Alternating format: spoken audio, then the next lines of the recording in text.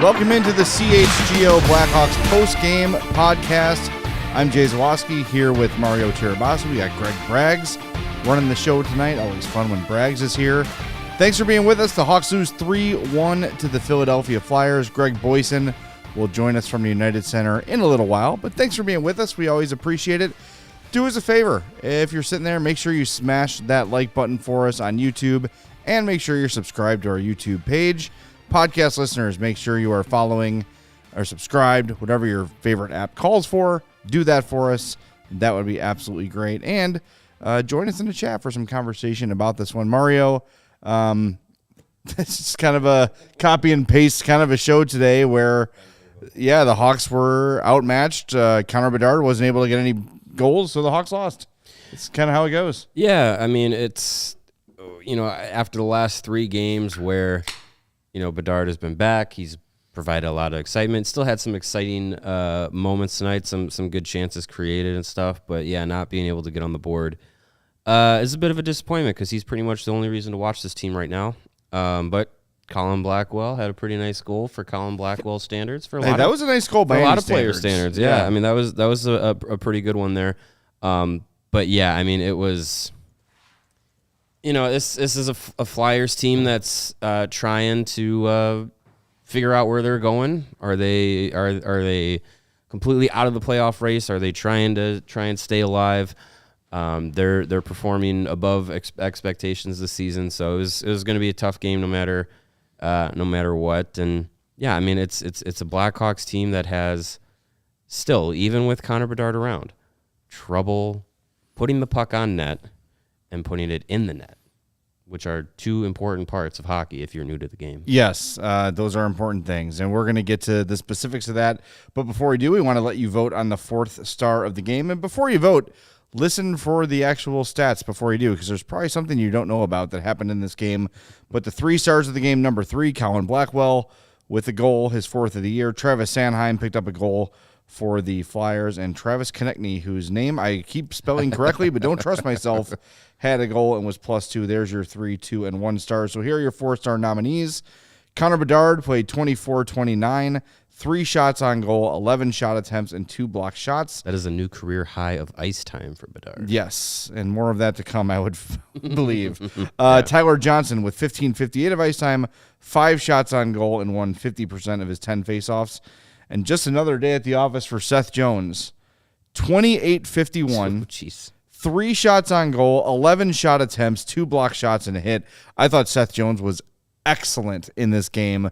Very active. Anytime the Hawks had a good, sustained shift, Seth Jones and Connor Bedard were the 2 that were kind of keeping those things going. Yeah. They were the ones who were keeping the puck in the zone, moving the puck correctly to a receivable pass. I think Seth Jones had one of his best games of the year tonight. So get your votes in. We will reveal the winner at the end of the show. Yeah, I think Seth Jones, I mean, it's what he is. It's the role that he plays on this team is he is the best defenseman that this group has. He's the guy that you can put out in any situation, and you can have some trust in him to be able to, facilitate offense, play responsibly, defensively. Like, tonight was a game where they were trying to chase offense, chase goals, and he was out there, trying. It was 11 shot attempts, you said? 11 yeah, I mean, he was in a game in which they needed to, guys are still on this team thinking that they can make fancy passes and overpass and try and set up the perfect play, not putting the puck on net when you have the opportunity to do it, to play a simple game. Seth Jones was trying to do that, trying to get shots through from the blue line and trying to take advantage of some traffic and some screens. And they have updated Seth Jones' stat line. 29-11. Oof, gee. Okay, so they added a couple seconds there.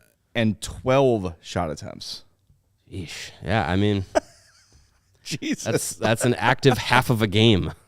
Yeah, I mean, he played half the game. That's impressive. I think maybe it's appropriate. He knows Chris Chelios is in town and wants to see him. I'm writing about Chelly for tomorrow's Hawks hit, so keep an eye out. Or I'm sorry, Blackhawks beat.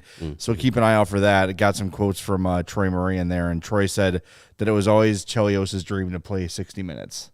Oh my God! Just play start to finish, and if there was anyone that could do it, it would be Chris Chelios. My God. But I could not. Seth Jones is giving it a shot, man. I could not imagine just never coming off the ice. It's in wild. A hockey game. Like you see some of these guys are gassed after like a minute. Yeah. Imagine just no one continuous shift. 60 minutes. Oh Jesus! Wow, intermissions, but still. Yeah, you get an intermission. Suck it up. No, but look, like aside from Bedard, aside from Jones, aside from Blackwell, and aside from Tyler Johnson, there wasn't a lot going on in this game. Like you and I had the conversation walking out. Anthony Beauvillier, how did this dude score 20 goals in the NHL? I don't see it. What is he doing? I don't know. Like he has NHL level abilities. He can skate it. He can skate at an NHL level. He can move the puck at an NHL level. But he's like NHL Rem Pitlick. Like I don't see what he does that is creating anything. Well, and the decision making for me is what was problematic. I mean, there's a moment in this game where the Hawks have a 2-on-1, and does he have an ideal shot? No, but instead he sends over like a chest high sauce pass. Yes, yeah, that was. I think it was Ryan Donato on the other side there, and it's it's and that's epidemic of this entire team. Like the 2-on-1s trying to make passes, and granted, tonight we saw a nice setup between Tyler Johnson and Taylor Radish. Yeah, that Taylor Radish just he can't score. Like he's literally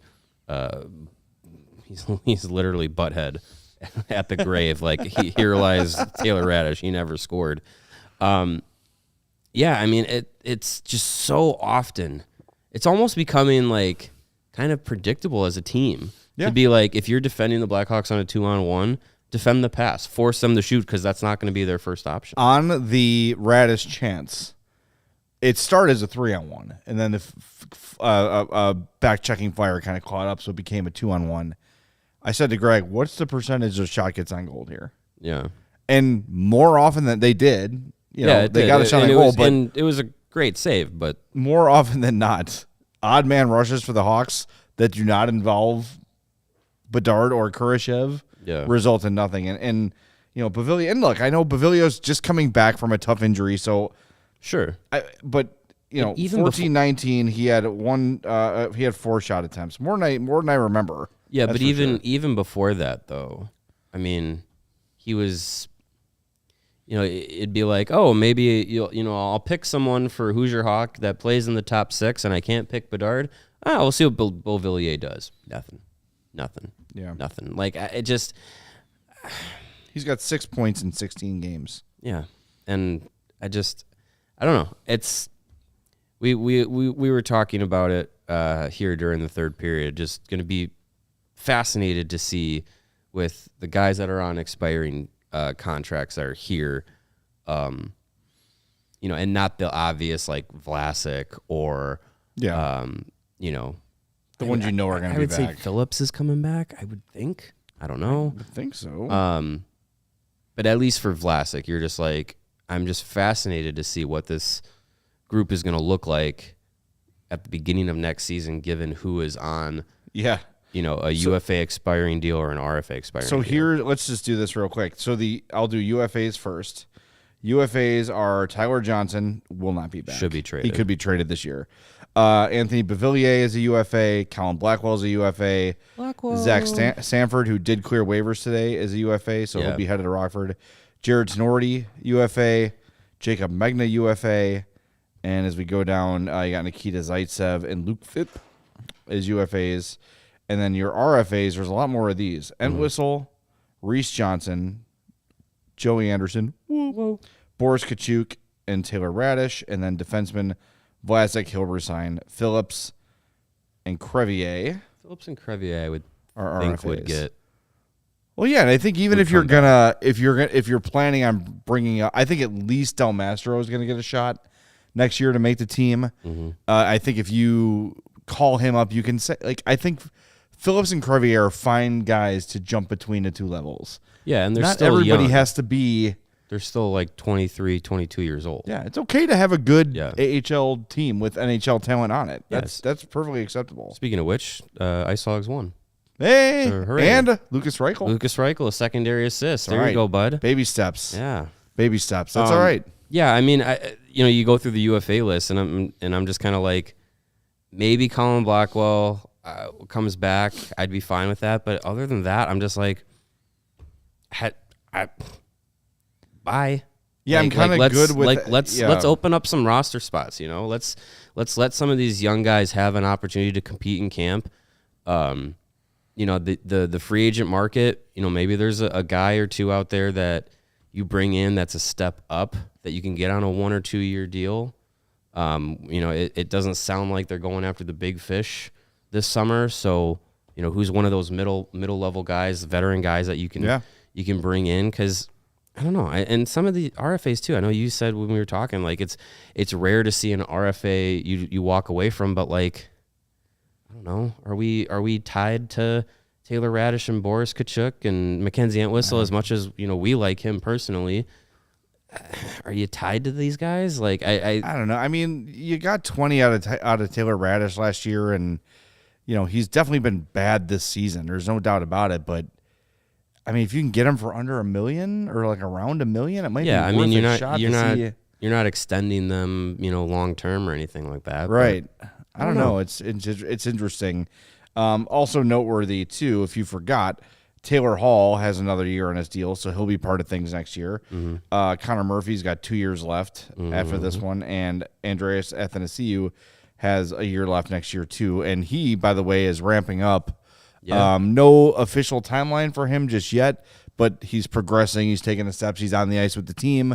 So I don't know if I had to venture a guess. I'd say early to mid-March probably. Yeah, if we see him before the trade deadline, I think that would be nice. Yeah, and he's not going to get traded. That's not going to happen.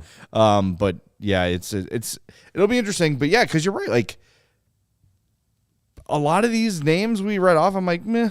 Yeah, they're space holders. Yeah, and I know they don't have a lot of guys who are.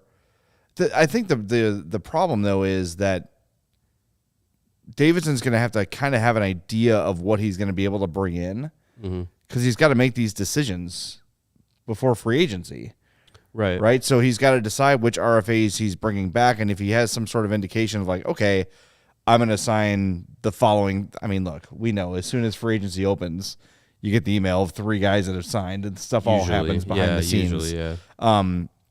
So he'll have an idea, but I don't know. It's none of these names, aside from Vlasic, am I like, no, you can't lose that guy. Yeah. Well, and I think, too, thinking about, like, okay, who's coming back next year, who could be back next year, who's not in the organization right now that could be next year. We think Slaggert is going to sign once his college season's over. I think indications are pointing favorably to Frank Nazar signing at the end of his college season this year. And so those are 2 guys that you could see make the jump to the pro game. And at least for Nazar, it's like, I wrote about it in the rebuild report today. Like the more I watch him, the more I'm like, he'll take some time to adjust to the NHL speed. Do it now. But he could do it now.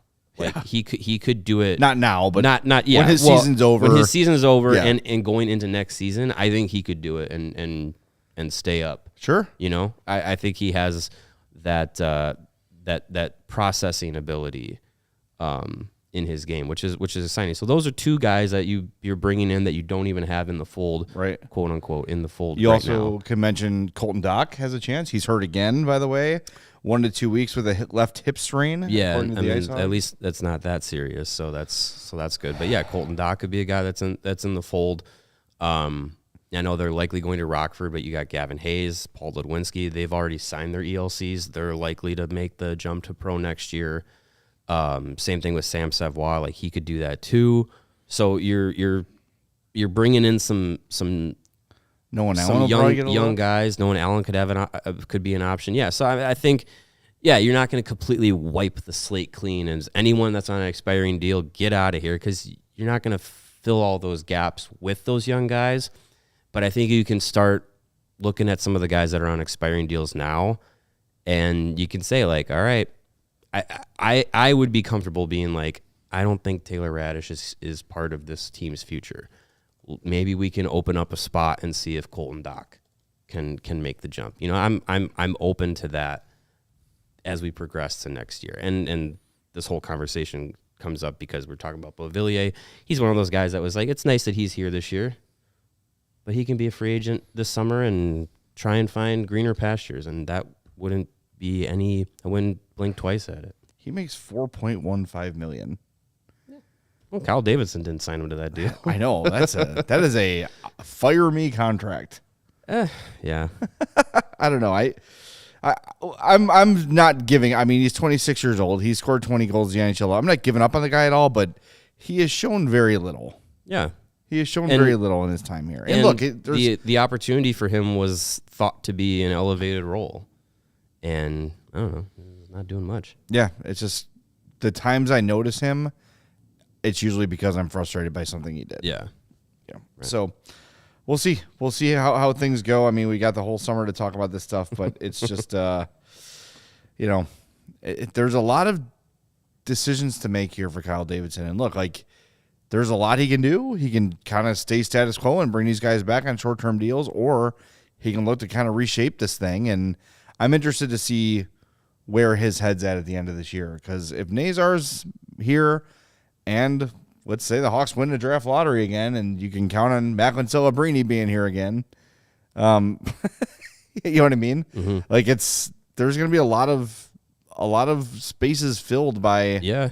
So I don't know. It's gonna be interesting. I'm really curious as to what even though he has sort of alluded to the fact that I'm not going 8 years max contract for anybody, he's gonna have to start bringing in some legit NHL valuable pieces. Yeah. So. Yeah, and I think there's some guys like that you could look at in this free agency class this summer, and give them an option.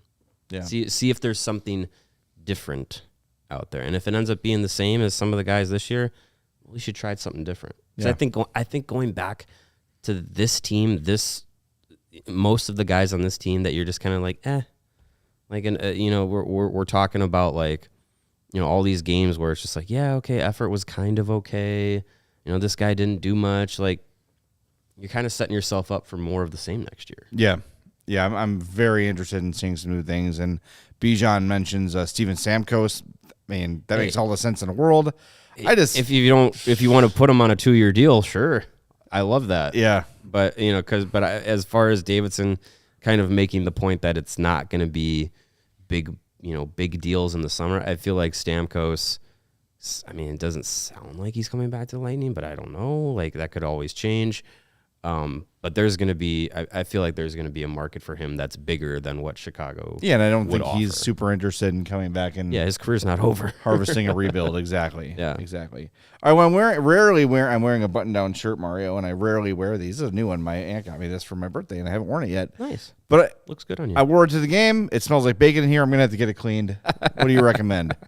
Well, if you want to get some of the best dry cleaning done in the Chicagoland area, you want to go to CD One Price Cleaners. Customers with them can save over 30% on their dry cleaning bill by switching to CD One Price Cleaners. And other cleaners, they charge different prices for every garment type. That's confusing. And they'll put upcharges on you, and you'll pay a different price each time you go in and visit, but not with CD1 price cleaners, because CD1 price cleaners, they only charge, get this, one price. Any garment, So it's not just a clever name. No, it's not just a clever name. And even your sports jerseys, you can get them cleaned with CD1 price cleaners at one same low price. CD1 price cleaners also can get your order ready the same day or the next day. Other cleaners can sometimes take 2 to 4 days to get that garment clean and ready for you. And they send you a text, just like that chime alert that lets us know that Greg's ready. CD1 price cleaner will send you text alerts when your order is ready for pickup. Love that convenience. So visit chgo.cd1, that's the spelled out letter 1, ONE.com. And once you're there, you can pick from an in-store coupon or online pickup and delivery coupon options. Again, that's chgo.cd1one.com to get your dry cleaning done right. That's the way. That's how you want it done. And look, the world's crazy right now, as we know. We're in an election year. Cicada-mageddon is upon us in a few months here. And, the Blackhawks are not making things the most enjoyable on game nights. So if you just need to take the edge off a little bit, like our guy No Roids Just Rage, grab yourself an ice cold Silver Bullet. Get yourself Coors Light. This is my go-to, man. This is my go-to beer when I'm sitting at home, want to unwind at the end of the night, want to just take the edge off a little bit. I want to chill, watch some TV, maybe watch some hockey highlights or some late-night games, crack open a Coors Light or two, and I am good to go. It's a perfect cold refreshment to chill out, especially during a stressful hockey game. It's just the greatest thing for me because a lot of these beers these days, I'm an old guy. Some of these newfangled beers, I drink one and I'm like, double IPAs. I'm so full. Yeah. I feel like I just ate a literal cow. No, Coors Light goes down easy, goes down smooth, and when those mountains turn blue, it is as cold as the Rockies, and you know it. Mm-hmm. Coors Light is cold lagered, cold filtered, and cold packaged for a smoother finish. When it's time to chill, open a Coors Light. It's mountain cold refreshment, crisp and refreshing as the Colorado Rockies mountain range, not the baseball team. When it's time to chill, Coors Light is the beer I reach for. Get Coors Light delivered straight to your door with Instacart by going to CoorsLight.com/CHGO Hockey. Celebrate responsibly. Coors Brewing Company, Golden, Colorado. Coors Light, fun fact, was the first beer that I ever had. Oh, when I was 21, wink, wink. Of course. But yeah, it was an easy one to get into the ritual as a fresh 21-year-old. And it was a fun one. It was in my friend's garage when I was 21. Nice. Yeah. I'm glad that you were 21. Yeah. Because you have to be 21 to enjoy Coors Light. Must be 21 to enjoy. And we would never encourage anyone under 21 to touch a Coors Light. But just know, that 21st birthday, you go buy a pack of smokes, go buy a Playboy, and go buy a case of Coors Light. Yep. And you're good to go. You have a great 21st birthday. That's just a fun time for everybody, man. That's a good time. It's a good time. Greg's going to join us here in a little bit. He is connecting from the United Center. We're going to get to him soon. Want to remind everybody, please smash that like button for us. Get in the habit of doing that. I was listening to our buddies at What Chaos, and I might just steal this bit from them. They call it a like spike. And in the middle of the show, they'll just go, 3, 2, 1, like spike. Everybody like the video. Everybody subscribe. And it seems to work. They get a little bit of a boost. Yeah, they get a boost. Yeah, we might adopt the like spike here on CHGO Blackhawks. And when we borrow things from other shows, we acknowledge it. And we credit it. Yeah. Yeah. Unlike the Joey Anderson whoa. Yeah. Yeah. By the way, we got some info on the takeover for Sunday. You should get your tickets tomorrow or Saturday if you have them. Mm-hmm. So they're coming. Don't worry. And remember, Pat Foley starts the panel with Tony Monty, Eddie Belfour, Jeremy Roenick, and is that it? Dennis Savard. And thank Chris you. Chelios. And Chelios. 2:15 in the atrium. Mm-hmm. Don't want to miss that. We're going to be around Chelly's Chili around 2 o'clock in the atrium. Yeah, a so little bit come look for us. 2 o'clock, a little earlier. And then we'll head up to our seats. The ceremony for Chelios begins at like 3:10. Mm-hmm. So we'll be up there for that. And then puck drops at 5. So if you're coming to the takeover, That's kind of the plan. Again, if you can't be there for all of it, no stress. You can meet us at the seats, whatever you need to do. Yep. But you want to be at the UC by 3 so you can get in your seats and take in the entire Chris Chelios ceremony. Yep. Rumor has it, Michael Jordan might be there. Rumor has it. Chris Chelios said that this morning on the Score, so we'll see. It's going to be a very exciting day to be out there. But more exciting than Chris Chelios, more exciting than Pat Foley or Eddie Belfour or Tony Amonte. This guy's got better hair than Tony Amonte. It is our friend, our pal, Greg Boysen, live from the United Center. Greg, what does Anthony Beauvillier do? Your thoughts?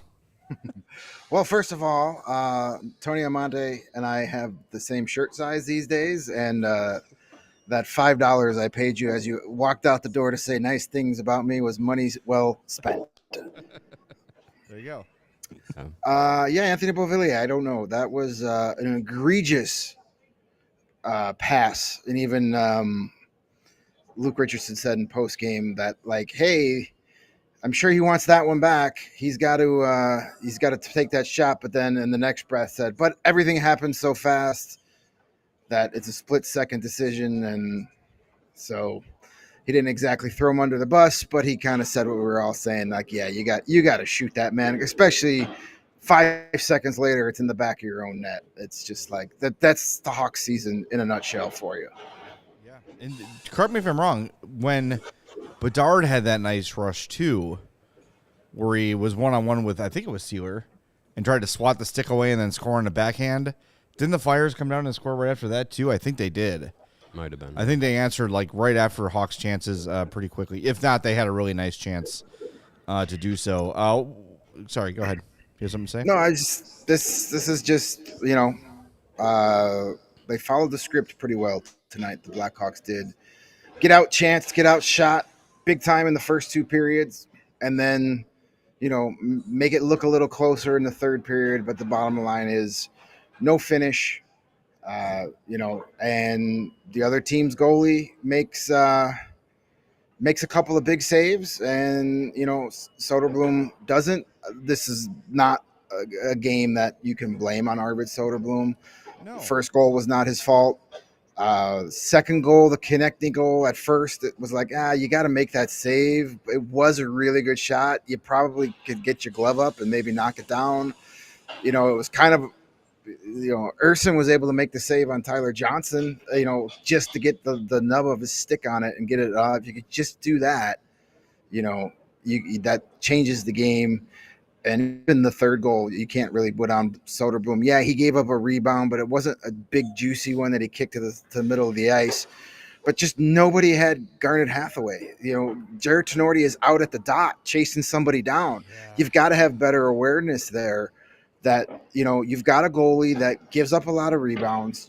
Why are you chasing a guy at the dot? That's the forward's job. You need to be down by the crease, tying up sticks, getting in people's way, preventing those easy goals. Yeah, Jared Tenorti wasn't here when Jeremy Colleton was, so I don't know why he's trying to play that. He's playing the system. That system, yeah. Rough one for Tenorti on the Konechny goal too. I know it's Travis Konechny against Jared Tenorti, so what do you expect? But I mean, that was tough to just see him get walked right around, and then Konechny, buries it over Soderblom's shoulder. But as much as it sucks that once again Soderblom is on the losing end, this was not his worst game he's played in a long time. If you would have said, hey, he's going to give up 3, at this point you kind of take that, and you're Absolutely. Like, all right, let's see if. Maybe they muster up a couple of chances and keep the game close. But, yeah, I mean, as far as Soderblom goes, like it's kind of baby steps at this point with him. Yeah, I mean, you're not beating many teams scoring 1 goal. Arvid Soderblom has to be perfect to win a game where you score 1 goal, and we're not going to get that. You get very many perfect nights from goaltenders.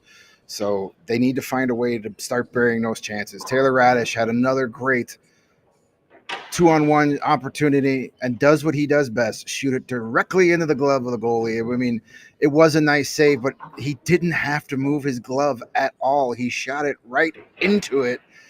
And I mentioned Tyler Johnson had that, semi breakaway shortly after that. And those two plays were sandwiched in between. The Colin Blackwell goal was sandwiched in between those chances. You convert on those two other chances, you're up 3-1 going into the second period, and it's a completely different game. Yeah, I do think Soderblom was better tonight. Like you can nitpick a couple, but like the one that was redirected, the one that hit Vlasic, you can't do anything about that. But I watched the replay a couple times. I was like, well, where was he going otherwise? He was kind of sliding himself out of the. Yeah. I don't know what he saw on that one, and that's kind of been the knock with him, is that he's not seeing the puck well, right? Like things get on him and he might stop it, but it's like, oh, the puck hit me. Where did that come from? Yeah. It feels that way. Today, I think he felt a little more. I felt like he was seeing it better. His angles were a little bit better. Rebound control was slightly better. There was one that like basically rolled on him and he kicked out a rebound. Like that, he's got to get under control. But in terms of the positioning and seeing the puck, it was a little better tonight. So I don't put much blame on him for this one. But Tinordi, like I know Luke loves him. I know Luke sees himself in him or something, but Greg, you said it during the game. Like Kyle Davison just has to save Luke from himself and dispatch Jared Tinordi to somewhere, because he just look, man. He's supposed to be your physical defender to clear the crease. He's not there. He's not there. He's just nowhere to be found. He's, as Mario said, he's playing Jeremy Colliton's system when everybody else is playing Luke Richardson's system. Jared Tinordi should never be chasing a forward anywhere, let alone all the way out to the dots. That's not your job. You're a veteran. You should know. Like, maybe they need to put like LED boxes, like when you play as a defenseman on Be a Pro and NHL 24. You get your little green box and it turns red the second you're out of position. They need to get some LEDs on the ice so like it turns red, so Jarrett knows to turn back and go where you're supposed to go. Yeah, shock collar. That's the answer.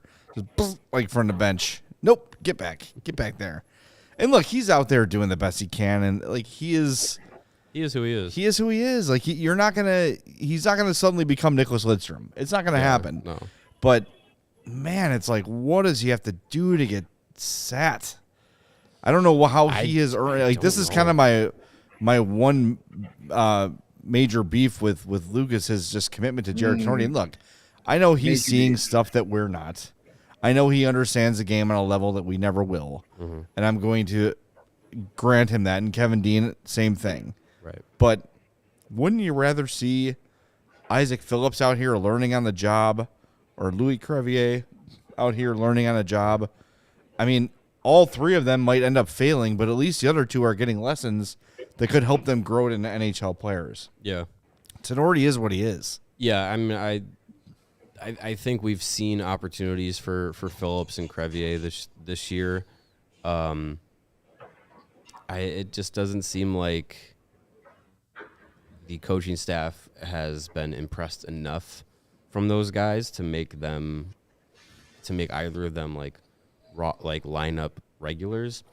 And honestly, they're kind of getting that opportunity because Connor Murphy has been injured for so long. Like if Murphy was here, your top six is probably, Murphy, Korchinski, Vlasic, Jones, Megna, and Tinordi. And Zaitsev's hurt as well. So where is Zaitsev, by the way? I don't know. I don't see him at practice. He's not on the ice. It didn't sound like his injury. When his injury occurred, it didn't sound great.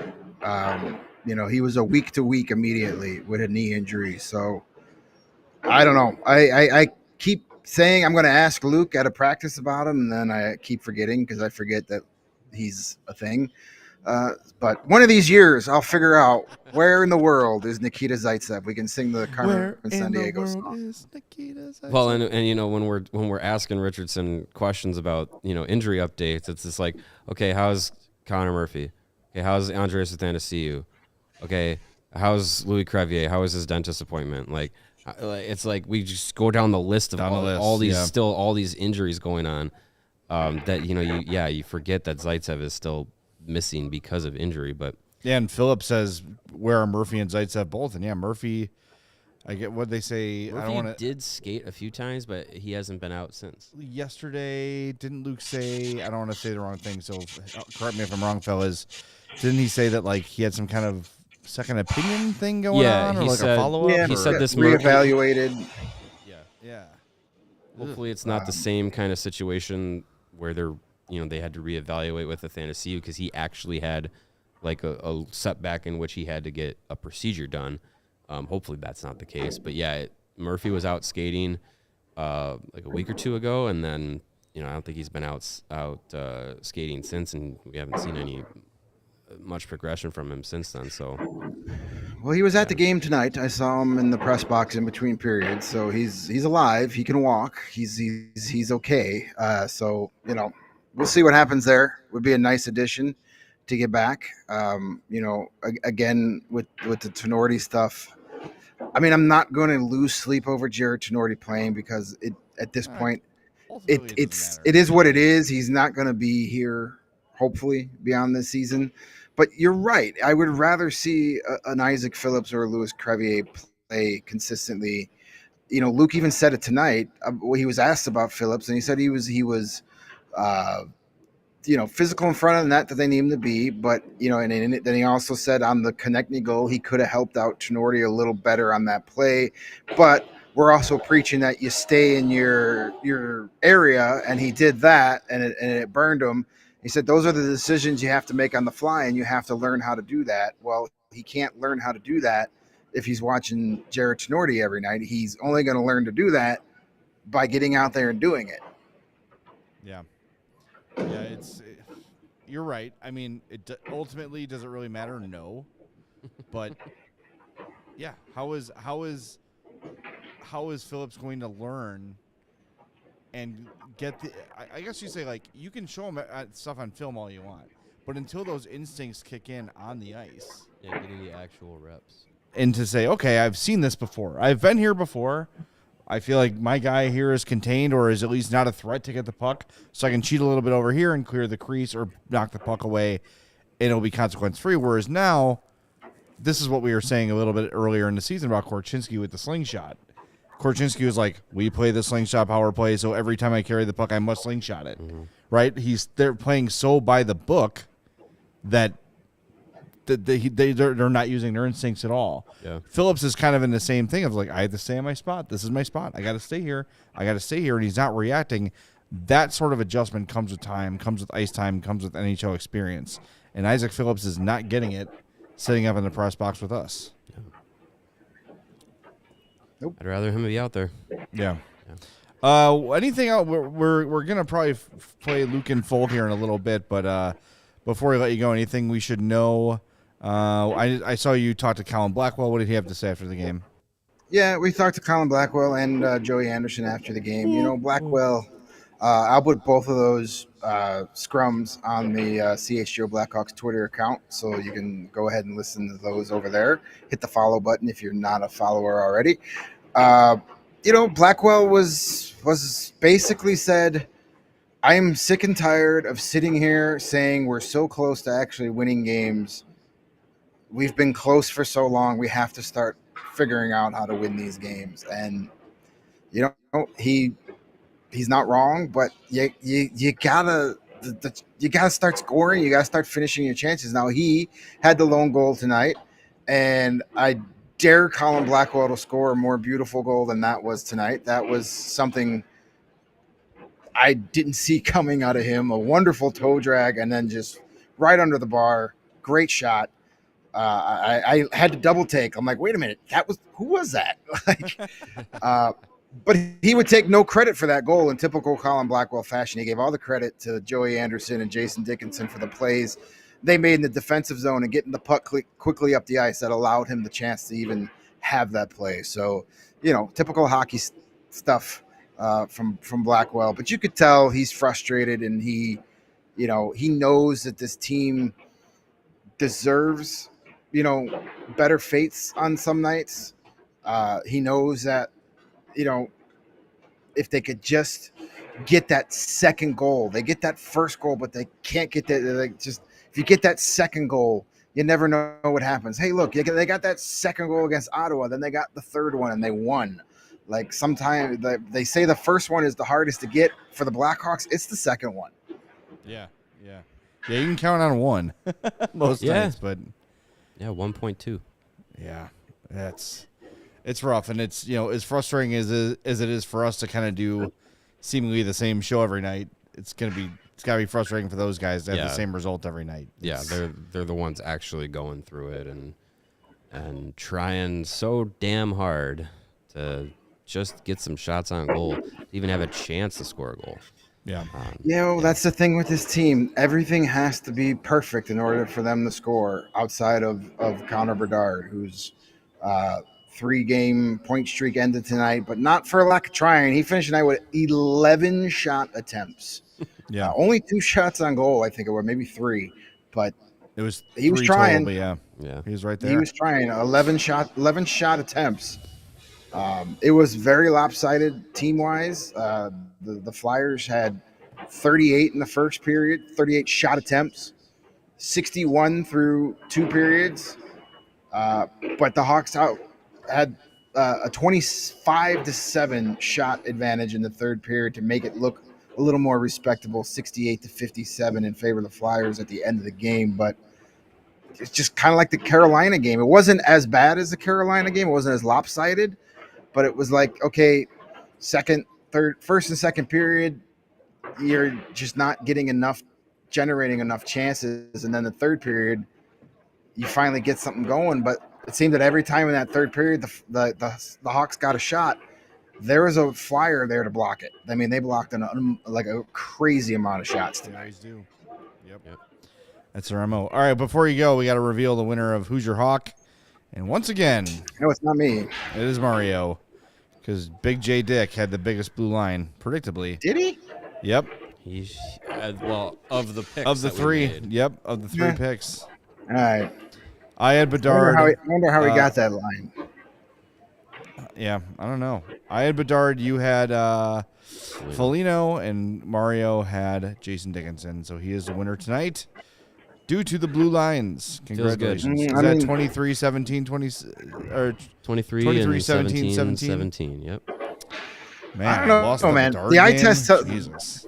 The eye test tells me Bedard was the most impactful player of the game, but Well, it's a good Dickinson thing we don't use the eye test. Good thing for you. That's how you got your lead. But we use our favorite analytics. I guess Dickinson did a better job defensively than young Mr. Bedard, and that would put him over the top. But I want to see how the blue lines here actually went out. Dickinson was 4th on the team. Bedard 8th. Well, Dickinson had a higher offensive number. So you take your 11 shot attempts and shove them. I must have missed all those chances, but not saying it didn't happen. Jason That's Dickinson why he had 1 shot attempt. That's He was a +1. That's probably what's tipping the scales. probably. I think the blue lines are drunk tonight. Yeah. I think we need to recheck them in the morning and make sure that it's official. All right, Greg, we're going to let you go. Thanks for all your hard work. Thanks for sending the video. We're going to get to Luke here in a minute. But we'll see you. We're off tomorrow. We'll see you Friday for Hawks and Jets. Can't wait. That's going to be fun. Yeah, last time we played the Jets, thank God. Yeah. Yes. Jets have won 8 of the last 10 against the Hawks. Fun stuff. The goddamn Jets. Jets. The Nye Jets are not my favorite squadron. All right, Greg. Thanks, man. That is Greg Boysen from the UC. Make sure you follow him on Twitter at Greg Boysen. Now, Mario is going to tell you about Chevy. Mario sure is going to tell you about Chevy. Is. He's going to tell you about Chevy and our friend Ray. Ray Chevrolet is sharing their best offers all month long with their auto show sales event. Make your way to Ray Chevrolet on Route 12 in Fox Lake to join in on the savings. That's up in my neck of the woods there. As one of the top-selling Chevy dealers in the Midwest, you'll always be able to shop one of Chicagoland's largest Chevy inventories. Plus, you can find the perfect tailgate vehicle at Ray Chevy because they're offering 0% financing for 72 months, that is 6 years, on new Silverados with over 100 available. And to top it all off, they're pricing over 125 vehicles under $20,000.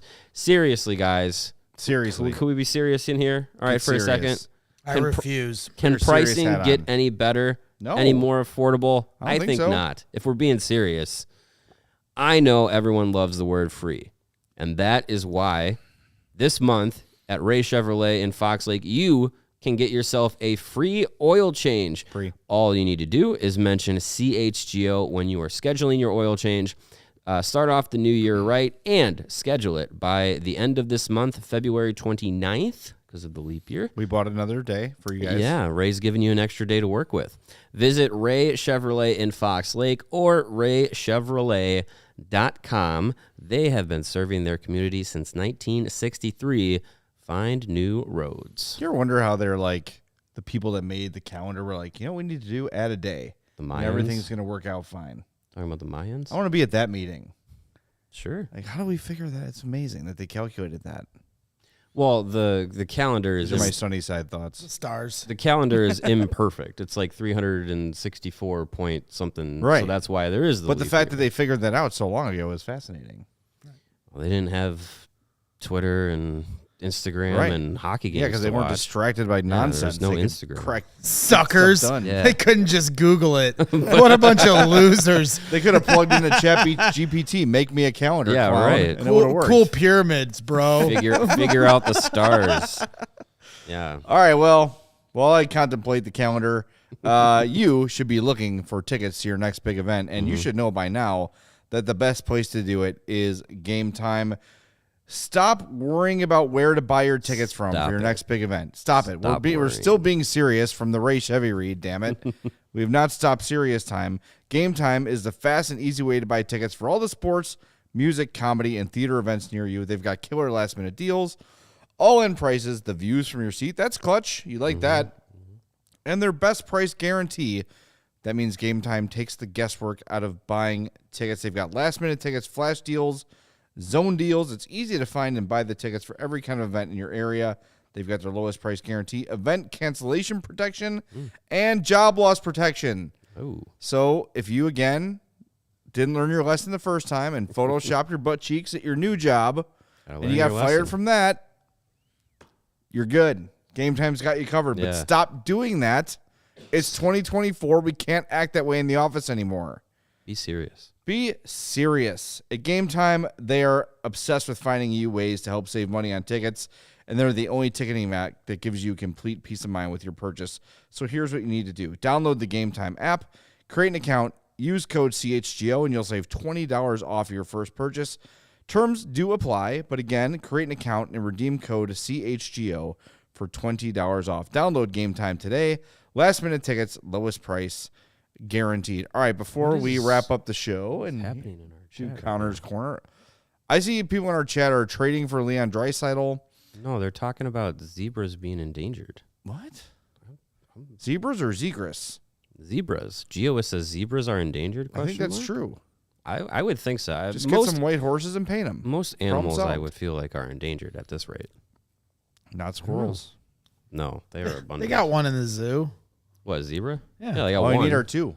There's two. That's true. No, That's it. Noah Get them busy. Get No 'em more- busy. no Noah more- taught us that. Yeah, see? That's all you need to do. Have them drink some Coors Light. get them Sure. loosened up a little bit. But consent of zebras. We like consent. What was I saying? Oh, yeah, we're going to I play don't know. Luke Richardson. We'll see if he has any Yeah. thoughts on endangered zebras or anything else, because it's probably more interesting than this game was. Here's the Hawks head coach, Luke Richardson, after the Hawks 3-1 loss to the Flyers. How do you sum that one up tonight? You know what? I thought it was a pretty even game. They're just exactly what they are. You know, they block a lot of shots. It was frustrating at the end, trying to get pucks through to the net, but that's their kind of MO, and we knew that. I think we just created, I think, as many good chances as them, but unfortunately they got a couple through, and we just couldn't we couldn't find a rebound at the end. There was one or two that got to the net, and just seemed to bounce on the other side of us. So we're kind of back at that stage where we're having trouble getting that second goal again. Kind of switched up the D pairs again halfway through. A little bit, and just kind of jumbled them just on, ozone face-offs and stuff like that. We tried to have a little bit more Seth and sometimes Kevin if Lassie was tired a bit. A little bit on ice time as well, but You know what I mean? I thought the D were pretty good tonight. We gave up a chance in the second period that they got off the rush, but other than that, like one went off of us in the first period, a little bit unlucky, and the next one was just a shot and a rebound that they got, and we had a few of those tonight. We just couldn't find it. Seems like Vlasic has maybe had a little bit of a dip the past week or two, and that's probably inevitable for a guy going through his first full season. But what has your feedback been for him lately? Yeah, just keeping it simple. I thought, when he had to at the end of the game, he had a few rushes. So, we needed it to push the pace at that point. But other than that, he's been keeping it pretty simple. And sometimes just not noticeable is good for a defenseman. But, in the first period, I think he tried to skate around someone that was connecting me, and he's good at snake biting you. So just things like that, he just needs to stay away from, especially, playing so many minutes, But, keeping it simple for big defensemen is easy. Or it's not easy, but if you can, it'll make the game easier, and then you look for those one or two opportunities that he can go. Blackwell talked tonight about feeling bad for Arvid and not being able to get him a win. How did you see his play, Soderblom, and where is he at mentally with all this? Yeah, no, I think mentally he's a strong goaltender. He's pretty solid. I think, anybody's going to feel like they got to do more. But, for a goalie, he was big and solid tonight. And, I think there was a couple puck plays that they just read well, that they got a few chances off. Other than that, unlucky on that first goal. It would have been nice to get through that first period, with that on our side. But you know what? I thought he battled the rest of the way, and he didn't get a lot of chances the rest of the way, but when he had one or two, he was sharp. So 4 out of the last 5 starts for him have been good, and we just got to do a better job trying to support him with some goals. But that's something that we're working on. I thought we did create more ozone time. Second period, we didn't get maybe to the net enough. But in the third period, I thought we got some chances to the net, and unfortunately, we just couldn't get the goal for, maybe to push it a little harder there to tie it at the end. But, the power play created a couple chances as well. So it wasn't that bad. The penalty killing, obviously, we didn't have to use that tonight, so that was a good thing as well. Can that be tough for Arvid, where he probably feels like he has to be perfect just to get a win at this point? Yeah, I don't know if we want him to think like that. I think we just want him to play solid, and I think he should feel confident in his play the last 3 or 4 starts, or 3 or 4 out of the last 5, and he's just got to know if we can get our power play maybe clicking a little bit better, our offense going a little bit more to support him in that area in the goal department. I think he should just continue to keep playing the same way. I think he's been solid. There's not much more he can do. He can't score the goals to help himself, so he does his job. We just got to do our job a little bit better in front of him. You talked about Colin's energy in the past. Joey talked a little bit about it tonight. Obviously, he had that goal. There were a couple little plays here and there, especially low in the slot, where he blocked the shot, does some plays physically. How would you assess his game tonight? Colin, he gives us a spark, and he was fired up on the bench in the third period too. I think that the referee had to come and tell me to settle him down, and but I think they, everybody can respect his energy and his desire out there. He almost had another kind of similar play in the third where the guy just blocked it, as we saw a lot at the end of the game. But he's earned the right to play as much as he is. He's playing against the top line in the other team tonight, and did a really good job on the Couturier line, I thought. And that Dickinson line, they didn't really get too much going. So I think that was because they did a great job. And on top of that, again, that line shut down their so-called, number 1 line. They have 2 really good lines there, but Andy got some offense out of it. He got a goal. So, very much similar to Dickinson earlier in the year. And that's just doing your job. Seems like you had some 2-on-1 rushes that could have really turned things around, like Radish, but maybe it was just Burson had a big game. Good save. You can always get it up a little more, get it off a little quicker, but he wants to make sure with a floating pass that he gets a piece of it, or a good enough piece of it that he did. He's just kind of snake bitten in that goal area a little bit right now, but I think Beauvillier, if he had that one back in the second period, he'd be taking that to the net and shooting it. I think their D probably took pass all the way and it opened up, but I mean, it's easy to watch it on video and Monday morning quarterbacking, right? It's just it happens really quick. But I think on 2-on-1s, when you see a stick in the passing lane, you gotta think shoot all the way. And I think they went down the other end and scored right after that. That made a big difference in the game. What do you think of Isaac Phillips tonight, stepping back in? You know what, Isaac, he'll give you his all. Man, all the time. He's a young defenseman still learning. I think he probably could have helped Tenorti a little bit on that connect me rush goal. But we're trying to harp on our defense to stay on their sides and that. But there's just plays that you have to learn how to read on the fly. So he was real physical in front of the net. And didn't take any guff off their team. That's great. I think he's feeling more comfortable in that department. And that's good because Big D around our goaltenders are going to help us goal scores away from the crease and let our goalies freeze the puck. So we like that about him as well. Seems like there's been a trend that the opposing team gets the shooting advantage in the first couple of periods, and then you guys turn it on in the third. Yeah, and I think I don't know about shot attempts and blocks. Like I don't know if it figures in. Like the second period, I thought we had a lot more ozone play than they did. Other than their 2 goals, and we just couldn't get the puck to the net. So we had the ozone maybe play advantage, but we didn't get the quality chances. I think they capitalized on 2, and I thought Kershaw had one really nice one on power play. Connor had a really nice rush, and then he had a nice secondary chance in the slot as well. So we had some, but they might have just had a few more that they got to the net, and it's maybe just a little more desperation and desire to get pucks to the net. That's something we can kind of learn from, take something out of their book. Thank you, Luke. That's Luke Richardson. Good point he brought up in there. I did not love the lack of urgency at the end of that game. You're only down 2. Like, I know it's 2 goals is like a month's worth for them, but there's 4 minutes left, and they're kind of like slow rolling into the zone and just kind of passing it around like, dudes, let's get some pep in your step here and start firing. Yeah. Keep firing, assholes. Keep firing, assholes. Yeah, I think you do want to see more urgency at that point of the game, but I don't want to say I give them a pass, but I do understand if some of those guys out there are just like, all right, for the 50th time this year, we got to try and chase 2 goals in the final 3 minutes of the game. Oh, here we go again. Like, it just, I feel like that can become mentally taxing as the season wears on, but they are professionals. It is their job to play hockey and score goals. So, it's something that they got to still have. It's an 82 game. It's a long season. You want to be able to go out there and ideally put out 82 efforts that you're proud of. So it's still something that you have to play for. Yeah. Play for yourself, play for your pride. A lot of these guys, as we've mentioned, some of them are playing for contracts either here or elsewhere. So you want to see that from the guys on the ice late in the game, see some urgency.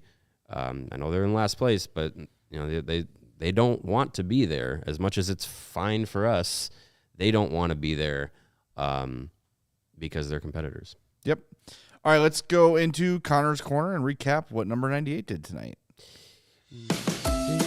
We talked about when we gave you the 4th star nominees, but Connor Bedard, 24-29 of ice time, career high. 3 shots on goal, 11 shot attempts, and 2 block shots for him. So a noticeable, solid game for Connor Bedard. Did not create any points, but what I liked about him in this one, and I wrote about it for our Hawks Hits that'll be published here in a little bit, was that he was just taking charge, and he kind of has been since he got back. But today, especially, there were 3 or 4 times where he took the puck at in the Hawks' own blue line and took it upon himself to carry that puck into the zone, create a scoring chance. He's getting a lot more aggressive and taking more charge out there. So I love to see that from Bedard. Yeah, I mean, Nick Foligno, when we had him on the show, pretty much was saying that since he's come back, he has seen that elevation in his game, or acceleration rather in his game, that he's like not trying to slow down the game to his speed, but actually be like, no, I'm going to elevate myself to the level of the NHL, and what it takes to be successful. And yeah, I mean, he's had some really good really good game since coming back. Tonight was a good one, even though he didn't have any points. He did have that one rush where he's coming in one-on-one. I forget who it was against, but I think isn't Sealer 24? Was it?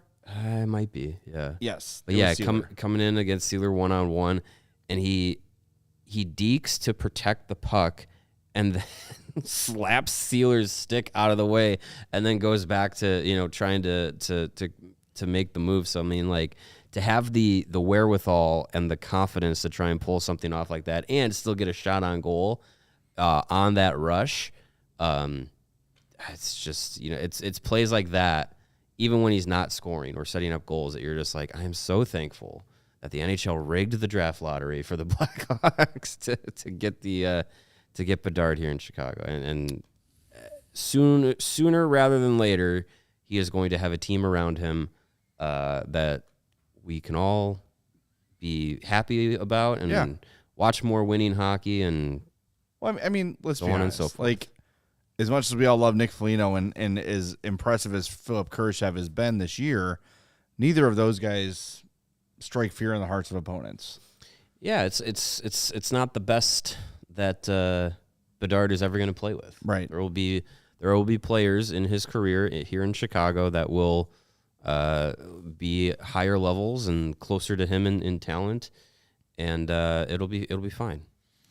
Yep. All right, now it's time to give the fourth star of the game, and you just heard about him. It's a common theme. It is Connor Bedard. He is the winner again.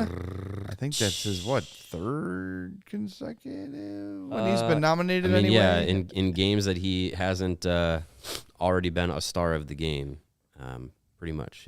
Yeah. Yeah. Another good game for him. Would like some points, but he's been great, and he can't do it all himself, even though he's starting to try. Yeah. So Connor Bedard is our 4-star of the game. And with that, we're going to wrap the show up. Want to remind everybody we are back. We're off tomorrow. Back Friday night for postgame, Hawks and Jets. And then Sunday we've got our takeover at the United Center for Hawks and Red Wings. Huge day today. Even if you're not coming, make sure you're clear on what's happening schedule-wise. You're going to want to watch 3:10, the jersey retirement ceremony. The puck drops at 5, but the ceremony's at 3:10. So do not miss anything. Here is what the NBC Sports Chicago actually sent a release today. Yeah. So at 3 o'clock, they'll start showing the ceremony. They'll do their pregame show at 4, and then 5 o'clock, the game starts. Yep.